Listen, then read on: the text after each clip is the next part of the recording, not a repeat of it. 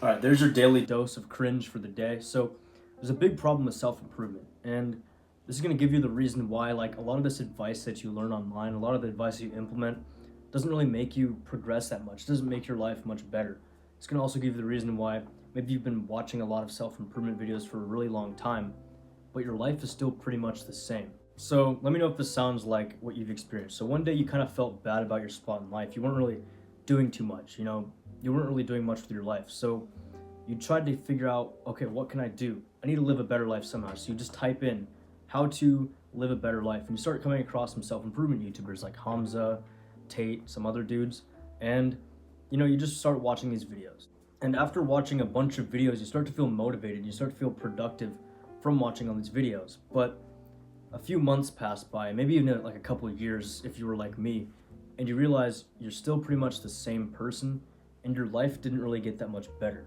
And you're still not making much progress, so you keep on trying to watch these videos, trying to find the solution to your problems, trying to find that one video that will change your life, trying to find that piece of advice that really resonates with you. But it seems like after constantly implementing these new morning routines, tips and tricks, different pieces of advices that you hear, your life is still basically the same. You're still basically the same. Things haven't changed that much. Your life isn't really that much better. And why is that? Think of all the self-improvement videos you've watched. You probably watched a pretty good amount of them, right? And not many of them have really changed your life that much, even though they all are supposed to change your life a lot. Most of them don't really help you out that much. So I'm gonna explain why that is. So first of all, think of the goal of self-improvement. What is the goal? Well, it's to become a better version of yourself, to live a better life. Now ask yourself, what is a better life? And this is where it starts to get confusing. This is where the problem starts to occur. So what is a better life? Maybe it's a better physique for you, quitting addictions, more money, more girls, more cars. What is a better life to you? We all have a different idea of what we think is better. Some guy might think, having like 10 girlfriends and a bunch of like boats and like cars is better, but some guy might think, just living a modest life in a farm in the woods with one wife and kids is better. So we have different ideas of what is better, and our idea of what is better is based off of what we value. So what you value is going to determine what you think is better. Improvement is based off of being better, and being better is determined by what you value in life. So we all value different things, so that means nothing is really inherently better than something else. There's no like assigned value to a certain activity. So I know this is getting pretty philosophical, but there's pretty much no such thing as something that is just universally better for everybody. It depends on what you value, and everyone has different values.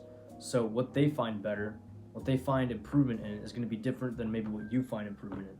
Pretty much what I value, what I think is valuable in life might be a little bit different from what you think is cool, what you think is valuable. So that means we're going to have different paths to improvement. We're going to have to be doing different things in order to improve. So pretty much the methods we use in order to get better, to get more of the things we value, is going to be different because we want different things. So we're going to have to be taking different paths, and we're going to have to be doing different things in order to get better, in order to improve. So when these guys tell you how to live a better life, the thing is, a lot of times this doesn't work because they don't know you, they don't know what you value, they don't know your problems, they don't know what you hate and dislike, they don't know what you do like. And so a lot of times this advice that they give to you might not really work as well for you because you care about different things in life. So is grinding out every single day, waking up at 5 a.m., doing a bunch of hard workouts, working on your business every single day, will that make your life better? Well, I don't know. I don't know you. I don't know if that's what you value. I don't know if that kind of lifestyle is something you want to strive towards. For me, that's something I value more. So for me, it'll make me better, but maybe you want to live a different kind of life. Maybe you want to, I don't know, be like a monk in the mountains or something. Or maybe you want to, I don't know, do some charity stuff in Africa or something. So the things I'm doing to live a better life aren't going to make your life better. Someone is telling you how to live your life correctly. Maybe it worked well for them, but maybe it's not something that aligns with you and how you want to live. So really, the problem with self-improvement is that there's not enough nuance when it comes to improving. So the next thing is playing to your strengths. So all of us have slightly different brains for the most part. And once again, I'm not saying we're all special snowflakes. I'm just saying we have differently wired brains. Some of us are more mathematical and like analytical. Some of us are more artistic and like artsy. Some of us are naturally more like have the warrior gene and are naturally more like fighters.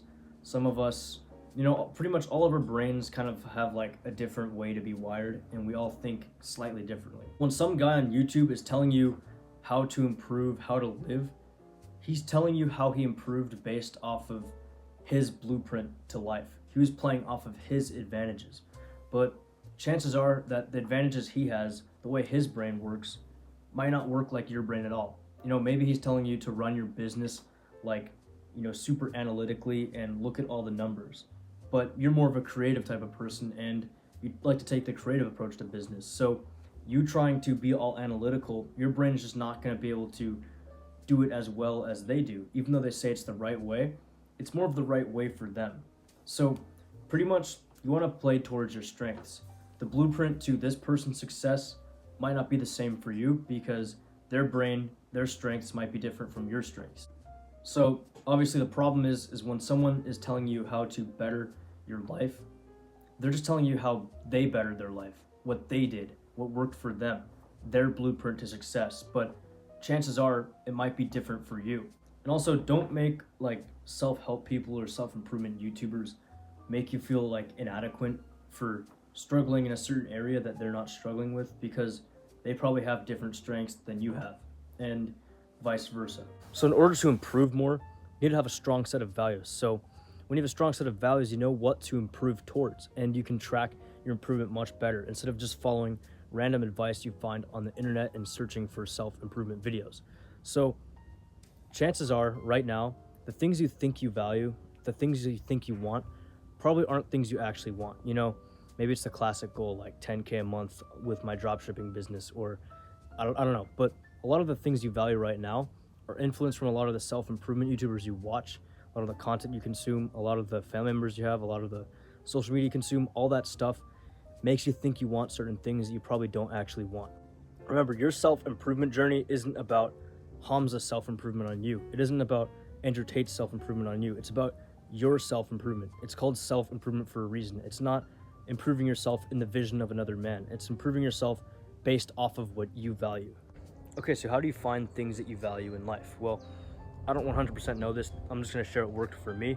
So the first thing you wanna do is just cut back on a lot of the things that influence the way you think and influence the things you want. Because chances are there's things you think you want right now that you don't actually want, and you're just basically copying what other people want. So the first thing is to cut back on a lot of YouTube videos, a lot of content you consume, and a lot of social media, pretty much anything that influences the way you think and the way you decide about what you want. Sounds stupidly simple and basically retarded, and that's to go outside and to touch grass.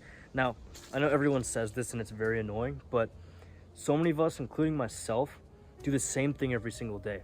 We wake up, we do the same thing. We basically just relive the same day for years. So when you live the same day and you never do anything different, how are you gonna know what you don't like and what you actually value out of life? So in order to figure out like what you value, what you want out of life, you need to start just doing more stuff. Start trying more things so you can figure out what you like, what you don't want to live like, what you do want to live like. And basically just through more experience in life, you'll figure out kind of more how you want to live. Okay, so the next problem with self-improvement is called mental masturbation. And it is what it sounds like. You're basically getting the reward of the thing that you want without actually having to do the real thing. Just like, jerking your hog or whatever. So pretty much you're making yourself feel productive. You're making yourself feel like you're improving without actually having to do any of the hard work. And this is pretty much just being stuck in this cycle of constantly watching self-improvement videos and hyping yourself up, making yourself feel productive, but you don't actually take any action. And you've probably done this. You've probably been watching self-improvement videos like how to make money online, how to get jacked, how to be the top 1% man, and it makes you feel motivated. It makes you feel like you're being productive. But then once the video is over, you realize you have to do the hard work, and it's uncomfortable because you realize you just wasted like an hour sitting down on YouTube not doing anything. So you feel kind of uncomfortable, and to cope with that feeling, you just watch more videos so you don't have to feel negative anymore, and you can still feel productive. You keep on doing that. So just try to avoid that cycle of just mental masturbation, because it's going to make you basically just not do anything productive. It's about it. The main moral of the story, the main lesson, is to basically try to improve based off of what you value, and don't just blindly follow what other people are telling you to value. Go out in the real world and figure out what you actually want out of your life, so you can figure out what you want to improve on, and don't just blindly follow random advice that you might not even really care about. All right, man, that's pretty much it. So let me know if you need help with anything. Just put it in the comments, and if I think I can help, then I'll make a video off of it. So yeah, I'll see you in the next one. Bye.